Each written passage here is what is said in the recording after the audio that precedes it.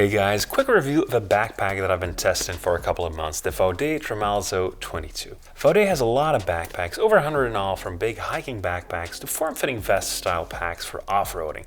But I needed something that could do double duty, both as a backpack for road cycling and bike commuting, and as a day pack for shorter hikes. Now, there's a couple of backpacks that more or less fit that bill in Vaude's lineup. Some more geared towards hiking, some more towards cycling. And the Tremalzo here may be sold as a bike backpack, but it does share quite a bit of DNA, especially here in the back panel with some of their more hiking-oriented day packs. And you'd be forgiven for wondering why exactly you would want a backpack like this, because chances are that you have a couple of old backpacks lying around.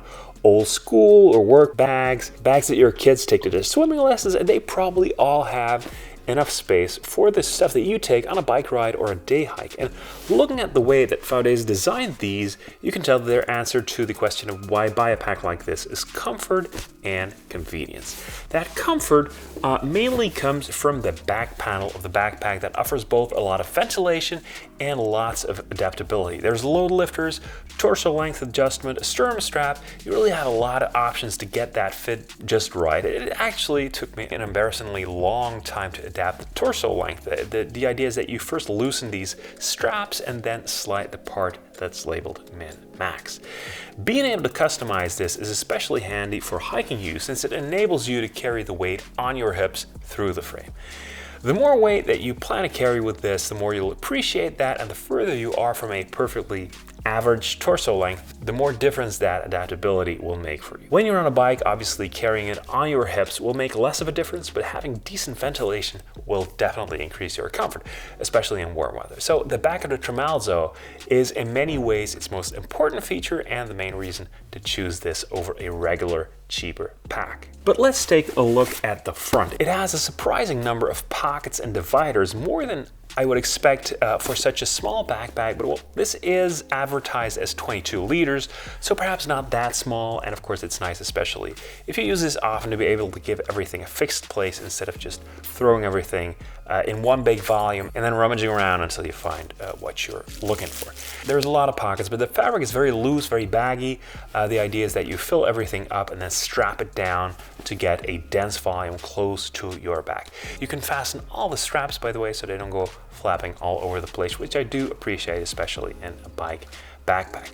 Some additional features: there's an attachment system for your helmet, a spot for your glasses, a key ring, a spot for a small bike pump, an included rain cover, lots of those small quality of life touches. There's a hip belt pouch, a bit on the small side perhaps for hiking, but certainly useful. And there's also a room for a water bladder, but I don't currently own one, so I haven't tested that setup.